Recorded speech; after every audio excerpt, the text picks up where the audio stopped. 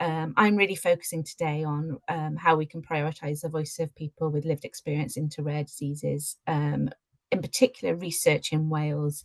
And just responding to Sabrina's comment, really, the average time to diagnosis for somebody with a rare disease is 8 years. But we know that that range can go up to 23 years. So it's a significant amount of time for people with rare diseases to be living without a diagnosis and feeling quite isolated and anxious about what's actually going on. And a huge part of that is that those, I suppose, reactions that Sabrina really eloquently described, which was a feeling of not being listened to, not being understood, not being believed about their journey. But what I'm here to focus on today is about the Rare Disease Research Network we've created. You may have heard people say previously, but for people with rare disease, research is very often the only access to treatment that they have available to them. Data that is still being reported even as early as 2023 signifies that only 5% of rare disease patients or conditions, I should say, have a validated treatment. So there's a huge wealth of understanding about our ability to treat people with rare diseases that is still unknown. I think this quote from Beacon for Rare Diseases, which is a UK-based non-profit organisation, is really a good description of, I suppose, the barriers and the challenges that we face in this space. And I won't go through this in detail because I know that time is of essence here. The Rare Disease Implementation Network, which I manage, is tasked with implementing the Rare Disease Action Plan. And I just thought it would be really helpful just to pull out the key actions we have within that action plan with regards to research. And you can see there that that includes very prominently how we bring and develop and co-produce research questions with service users to bring rare disease research closer to practice and policy, and also increase activity in paediatric rare diseases. And I've put a link in the presentation to the action plan for people that want to see more detail. That is actually due to end next January in 2026, and we're having conversations with Welsh Government about what happens next after that framework, because it's a UK rare disease framework that we are part of. So we're answerable to that Four Nations approach.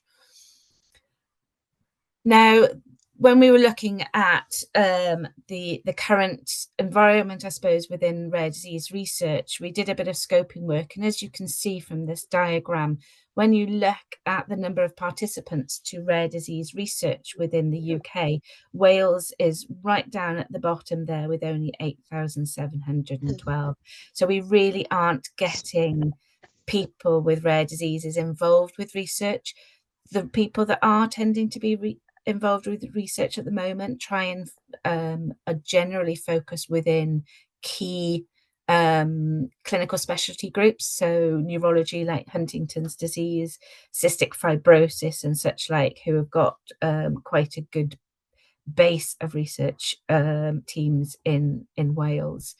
But when you look at how many how much funding we get in Wales for rare disease research, you can also see in that kind of orange layer that actually only 1.6% of funding for rare disease research actually comes into Wales, and that equates to about 1 million, which in the scheme of of any research funding is very, very low. And when we look at the impact that getting involved with research has to our population, I think we can look at cystic fibrosis as really our gold standard opportunity, not only in the sense of multidisciplinary care, but also access to research.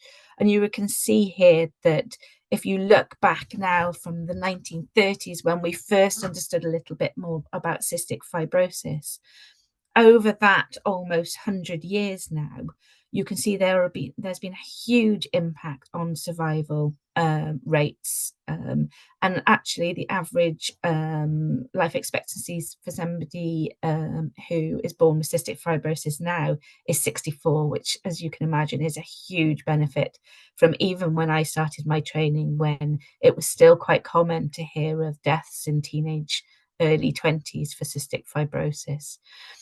And the reason for this benefit is essentially the level of resources, the level of funding, and the level of randomized control trials that have taken place over that time period. And you can see here all of those medications that have built that really impressive survival chain that we've got. And half of that, or most of it really, is driven by powerful community action, um, powerful connections between industry, screening programs nationally, and really having a robust database and research networks for cystic fibrosis, not just in the UK, but we've got Cystic Fibrosis Europe, and we've also got worldwide cystic fibrosis research networks.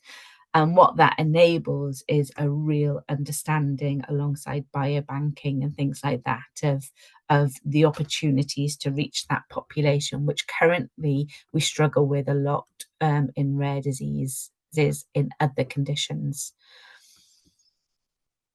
The other thing that's really important is, as this slide demonstrates, is the impact of having a really strong registry for cystic fibrosis, which is supported by the Cystic Fibrosis Trust. And what this has enabled is people like research advocates and nurses being embedded within clinical services. So research is really at the heart of the clinical care within these environments.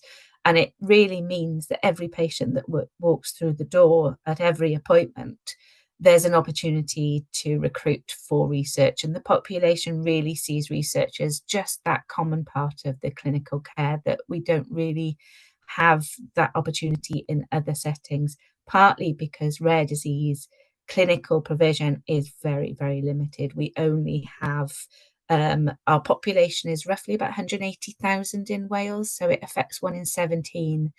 And you can count on one hand how many All Wales rare disease service provision we have.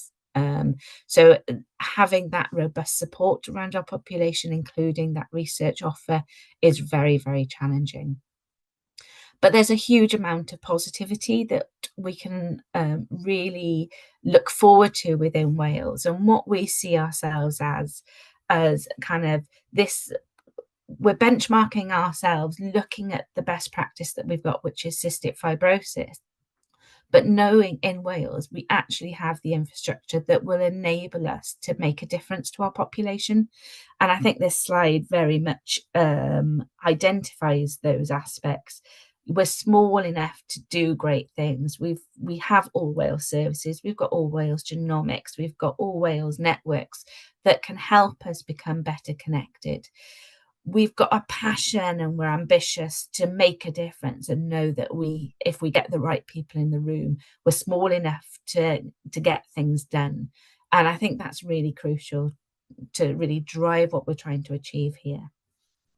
So within the Rare Disease Implementation Network and our stakeholders, we were looking at how we could actively make a difference to these kind of core challenges that we have with trying to raise access and to rare disease research in Wales, and more importantly, drive patient focused collaborative exercises and opportunities to make sure that not only we are driving increased research funding and opportunities in Wales, but actually we build it from the ground up. We really do put our patients at the centre of everything we do.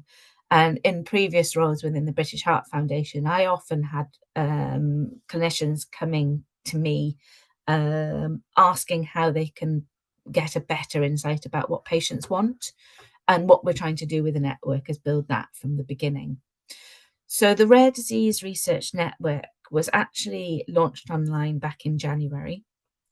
And over that period of time, we've managed to get funding for a Wales Innovation Network grant, which gives us a little bit of money to develop our first in-person event, which will be happening in a few weeks in Swansea.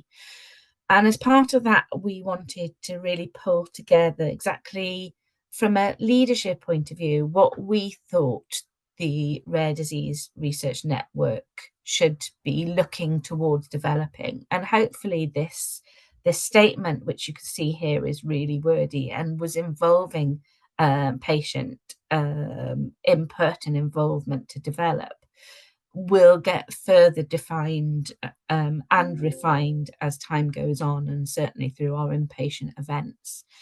But essentially what we wanted to do is really drive it from the beginning as a co-production exercise. It's like-minded individuals, it's not clinicians, it's not academics, it's not industry representatives. Everybody is on an equal footing within this network, and that's how we want to develop that going forward. But we also want to make sure that actually when people think about rare disease research in Wales, then this can be the place where people can find access to all of those stakeholders, all of those people that can help drive research capacity within Wales. And we're looking at how we make that happen. And there's conversations with Healthcare Research Wales, for example, who may well be able to support us with hosting the network going forward to enable that to happen. Communication, I think, is key. When we went out to scope the network in the first instance, even by just looking at the current kind of activity with regards to research projects, we found a stakeholder list of around 150 people.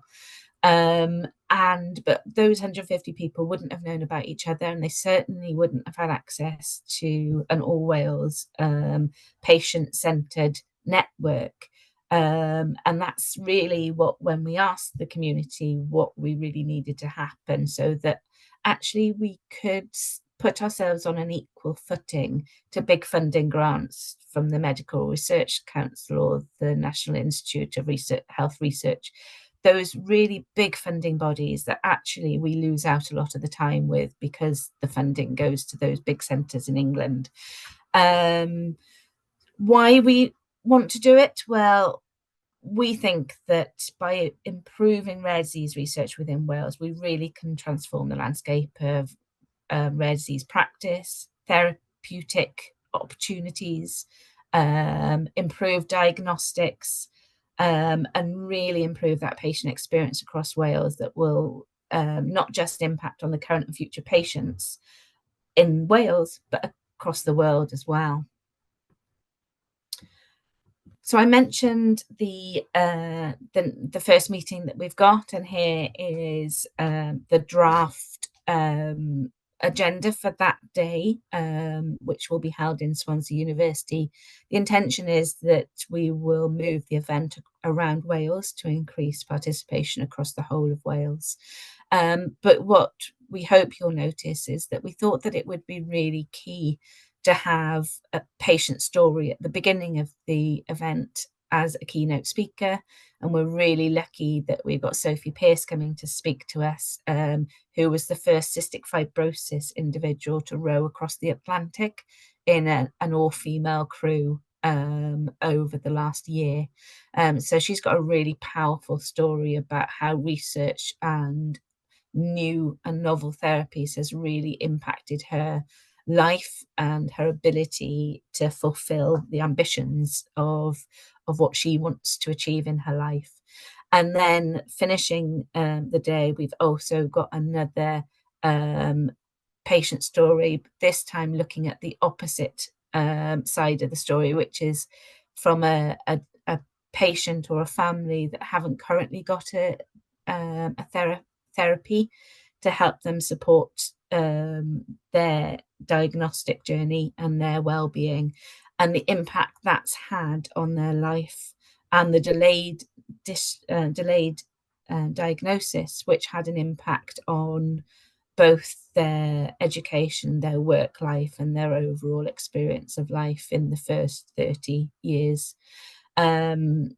And what we've tried to do with this event, as I said right at the beginning, is really embed that patient voice into every conversation that we have. So not only have we had patient representation on the vision statements and on building the agenda, but we're really keen to get that patient voice alongside the workshops and the discussions within the event, so that academic, clinical professionals, people from industry, and people with lived experience in their families can all have an opportunity to talk together about the priorities of what research would mean to our population in Wales. So it's a really whistle-stop tour, and I intended not to put too many slides in so that we could have an opportunity for a discussion, because I think that that's the most important aspect of this. But sorry for the problems with the slides at the beginning, and hopefully that will have got some of the key messages across about how we're trying to embed patient and family support units more important as important into what we do with regards to rare disease care in Wales. Oh, thank you, Rhiannon.